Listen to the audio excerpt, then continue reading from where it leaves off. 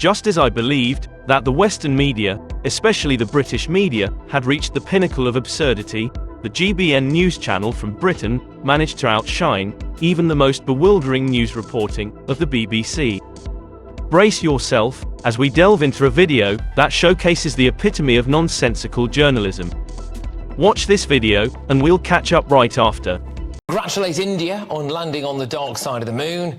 I would also like to now invite India to return the £2.3 billion foreign aid money that we sent them between 2016 and 2021.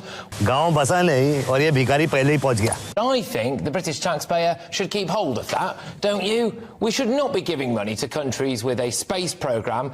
As a rule, if you can afford to fire a rocket at the dark side of the moon, you shouldn't be coming to us with your hand out. India reportedly has 229 million people living in poverty. According to the UN, it's the highest number anywhere in the world. It's also the fifth largest economy in the world, with an annual GDP of around $3.75 trillion. Why are we paying to help poverty-stricken Indians when their own government won't bother? India is regarded as a master at launching low-cost space missions, whereas the British media is regarded as a master at launching absurd criticisms. They have already unveiled their revolutionary invention, the toiletometer, a device that measures space achievements in bathroom fixtures. In a display of being super nice, the reporter offers India a hearty congratulation for a lunar achievement. Yet, beneath the surface, a hint of jealousy may be lurking. As if unable to contain the simmering envy, the reporter's following words shift from praise to a peculiar mixture of superiority and applause. The reporter peevishly demands the return of the $2.3 billion foreign aid sent between 2016 and 2021. However, the reality diverges significantly. One spokesperson from UK Foreign Commonwealth and Development Office said, since 2015, the UK has given no financial aid to the government of India. Most of our funding now is focused on business investments, which help create new markets and jobs for the UK, as well as India. UK investments are also helping tackle shared challenges, such as climate change. So, the British give it to their own, for-profit businesses, banks, and questionable NGOs and organisations to promote their interests. In fact, India is trying to stop getting foreign help from the UK, because all of this money is being used to do things that hurt India. They want $2.3 billion back. But what about the $45 trillion they stole from India? He then said, the British taxpayer should keep hold of that, don't you? This statement carries a subtle persuasion, almost as if expecting agreement from the audience. However, the actual historical context tells a different story. British colonization undeniably left India in an economically weakened state, with resources exploited for centuries. My previous videos explore the adverse effects of British colonialism on India. I encourage you to check him out. We should not be giving money to countries with a space program as a rule. If you can afford to fire a rocket at the dark side of the moon, you shouldn't be coming to us with your hand out. It is like blaming someone for having wings, when you can't even fly. First of all, the ability to conduct space missions doesn't necessarily reflect the overall economic conditions of a country. As I mentioned earlier, India is attempting to halt the aid coming from the UK.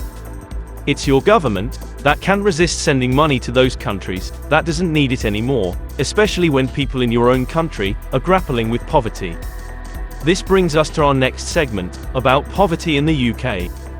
The British media has found a new way to discuss eliminating poverty through snarky space commentary. However, what about the increasing poverty in your own country?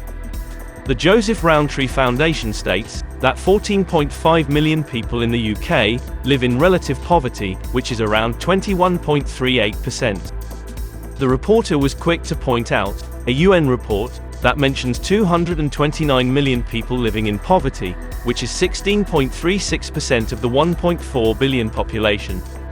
However, the reporter couldn't care to mention another report from the United Nations, which states that around 415 million people in India lifted themselves out of poverty in just 15 years, from 2005 to 2021. This is about 29.64% of the Indian population. In Britain, there is a severe cost of living crisis that hasn't been this bad in many decades. In the UK, almost 1 in 4, more than 15 million people, now live below the poverty line. Millions of people can no longer pay their bills, despite working hard. Got a massive hike in energy bills.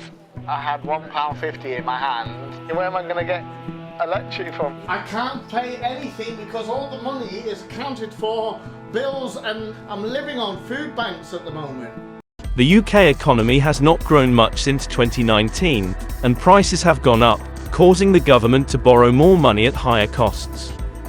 But in some of the poorest parts of the UK, things have changed a lot since 2010. For example, food banks have become common, more people being homeless, child poverty going up, record levels of hunger and homelessness, falling life expectancy for some groups, ever fewer community services. Also, the cost of medical care has gone up, and it's harder for people to get legal help. According to a report from a UN expert on poverty and human rights, the UK government's actions have caused a lot of suffering for millions of people in Great Britain. Philip Alston said in his report, following an official visit to the country in November 2018, that the government's ill-considered choices have plunged many into hardship. These decisions include cutting services and support that people need, has affected children and elderly people, and even those with jobs are struggling, and need help from charities to manage. Overall, poverty is on the rise in the UK. It's a remarkable shift from a nation that once offered aid to others, now need charities to help its people within its own borders.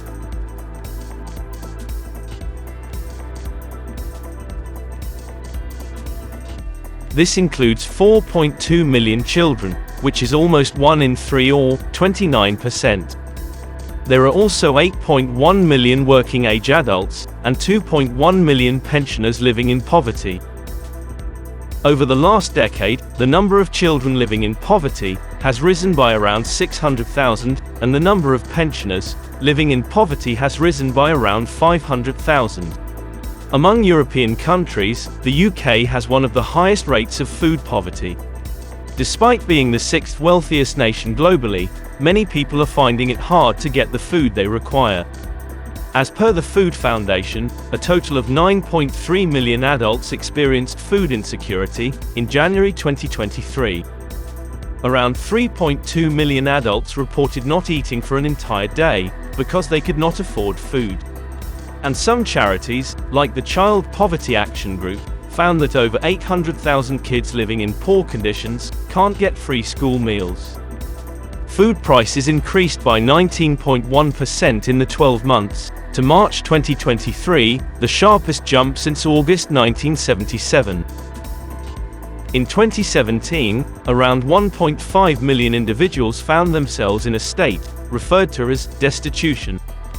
This signifies that they had under £10 per day after covering housing expenses, or they had to manage without crucial necessities such as food, shelter, clothing, or even basic items like soap and toothpaste for a full month.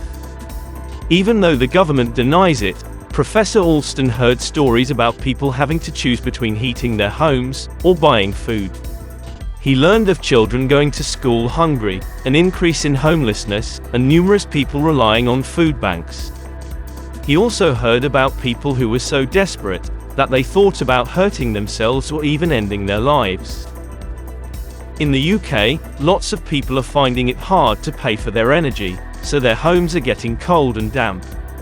This issue is going to become even more serious soon. New information from the government shows that about 3.26 million people in England couldn't afford their energy bills in 2022. But charities think this number is too small. The National Energy Action, NEA, believes the real number is 6.7 million people. This means that 1 out of every 3 families in the UK might not have enough money to warm their homes, take showers, or cook warm meals, because energy costs a lot. Life has become a lot harder in recent years for millions of people in the UK. Some individuals argue that when Western media discusses India, these conversations frequently target conservatives in their own country, rather than constituting authentic discussions about India. While this might be true in some cases, the attacks on India that you see in Canadian, German, British media should not be ignored. It's crucial to correct this perception and help people understand that these reports aren't completely true about India. While statistics about poverty levels in India are indeed concerning, it's important to note that these levels are actually in decreasing order, not the other way around.